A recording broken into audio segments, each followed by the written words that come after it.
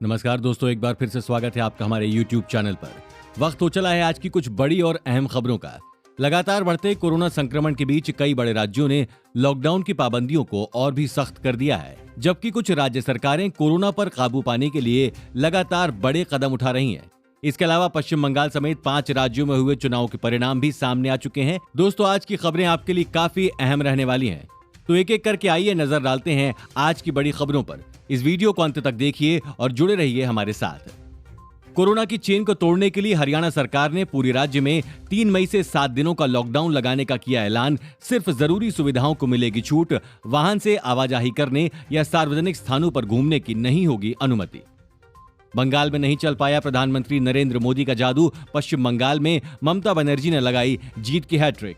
TMC के खाते में आई 200 से ज्यादा सीटें, भाजपा 80 सीटों पर सिमटी।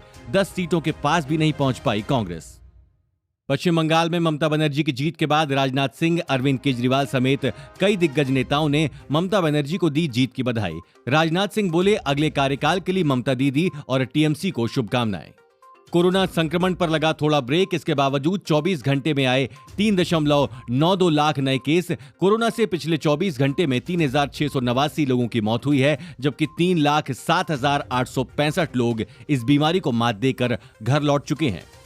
देश में एक दिन में सबसे ज्यादा मौतें दर्ज। पिछले 24 घंटे में 3,689 लोगों ने कोरोना से गंवाई जान। पीएम मोदी ने की समीक्षा बैठक। मेडिकल छात्रों को अस्पतालों में ड्यूटी के लिए लगाने का लिया फैसला। आर्थिक रूप से कमजोर लोगों को केंद्र सरकार ने प्रधानमंत्री गरीब कल्याण अन्न योजना के तहत मुफ्त में राशन वितरण करने के दिए निर्देश। वाराणसी जिले के 2.12 लाख राशन कार्ड धारकों में प्रति यूनिट 5 किलो चावल और गेहूं मुफ्त में किया जाएगा वितरित। यूपी से सामने आई दिल झकझोर देने वाली तस्वीरें। अस्पताल प्रशासन ने हाथ किए खड़े तो मां की जिंदगी बचाने के लिए मुंह से ऑक्सीजन देती रही बेटियां। ऑक्सीजन की कमी के चलते अंत में मां ने तोड़ा दम। डॉक्टर्स ने साधी रखी चुप्पी। कोरोना के बढ़ते संक्रमण के बीच देश ने टीकाकरण के तीसरे चरण की ओर बढ़ाया कदम। महाराष्ट्र और राजस्थान समेत कई राज्यों ने शुरू किया 18 साल से ऊपर वाले लोगों का टीकाकरण। पहले दिन 84,000 लोगों को लगी वैक्सीन। इनमें 55,000 से ज्यादा लोगों को टीका लगाकर गुजरात रहा सबसे आगे। कोरोना से संक्रमित वृद्ध महिला को सीसीटीवी कैमरे में रोते देख यूपी के अस्पताल के मालिक का पिघला दिल। महिला को ऑक्सीजन बेड उपलब्ध कराने के साथ ही हालात खराब होने पर वेंटिलेटर भी उपलब्ध कराकर जान बचाने का किया प्रयास। बाद में अस्पताल ने इलाज का बिल भी किया माफ। बिहार में फिर शर्मसार हुई इंसानियत। कोरोना संक्रमित मरीज को मौत के बाद अस्पताल ने परिजनों को नहीं दी गई पीपीई किट और एम्बुलेंस। परिजनों को ठेले पर लादकर शमशान घाट ले जाना पड़ा शव। ग्रामीणों ने भी नहीं किया सहयोग। 1,000 ऑक्सीजन सिलेंडर, रेगुलेटर और अन्य चिकित्सा सामग्री के साथ एक और विमान अमेरिका से पहुंचा नई दिल्ली। 2 दिनों के अंतराल में भारत आने वाला ये तीसरा विमान। अभी 3 और विमान भेजेगा अमेरिका।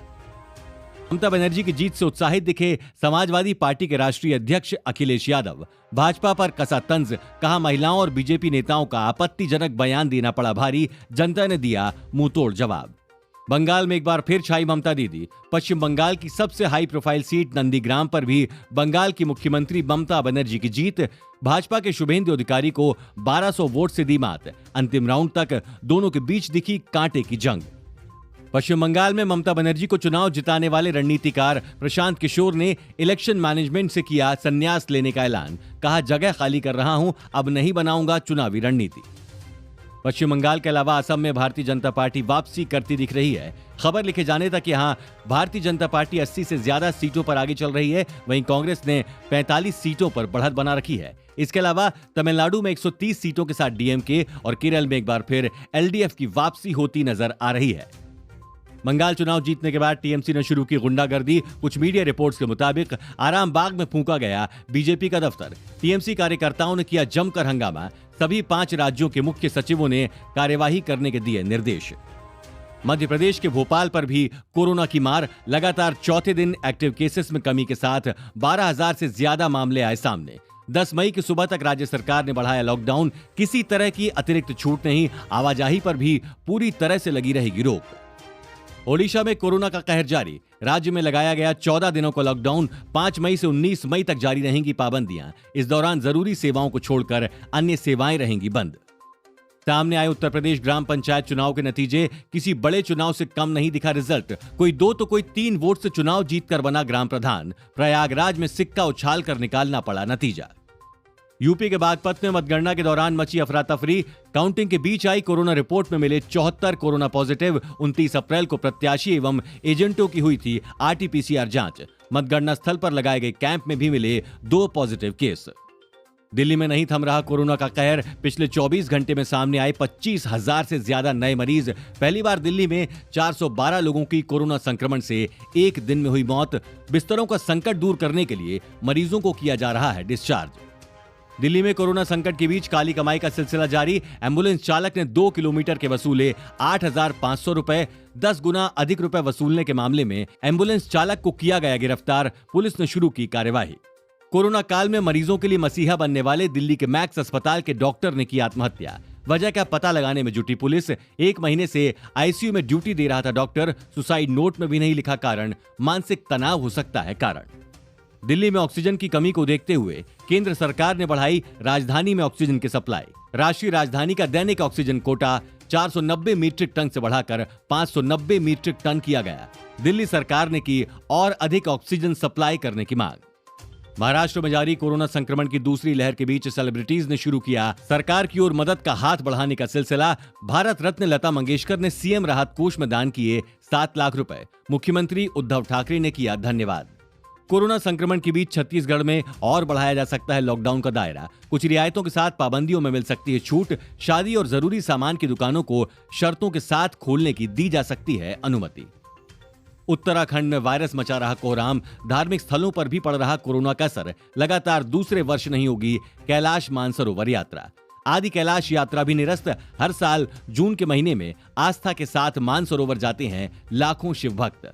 कोरोना के संकट के बीच इंसानियत को लोगों ने किया फिर दरकिनार। कोरोना से संक्रमित मां की मौत के बाद लाश के पास भूख से बिलखती रही 2 साल की बच्ची। पड़ोसियों ने छूने से भी किया इनकार। महिला कांस्टेबल ने थाने लाकर खिलाया खाना। पोते को कोरोना संक्रमण से बचाने के लिए बुजुर्ग दंपत्ति ने दी ट्रेन के सामने कूदकर जान। जांच के बाद पता चला दोनों कोरोना संक्रमित थे। दोनों को डर था कि वो अपने पोते को संक्रमित कर देंगे। इसी डर से दोनों ट्रेन के आगे कूद गए और अपनी जान दे दी। T20 विश्व कप को लेकर बीसीसीआई ले सकती है बड़ा फैसला। भारत में ही कराया जा सकता है T20 वर्ल्ड कप। 9 की जगह 5 शहरों में आयोजित हो सकते हैं विश्व कप के मुकाबले। बोर्ड को उम्मीद अक्टूबर में कम हो सकता है देश में कोरोना का संक्रमण। आज की वीडियो में बस इतना ही। अगर आपको हमारी ये वीडियो पसंद आई तो इसे लाइक जरूर करिए ताकि हम आपके लिए हर रोज ऐसी ही अहम खबरें लेकर आते रहें।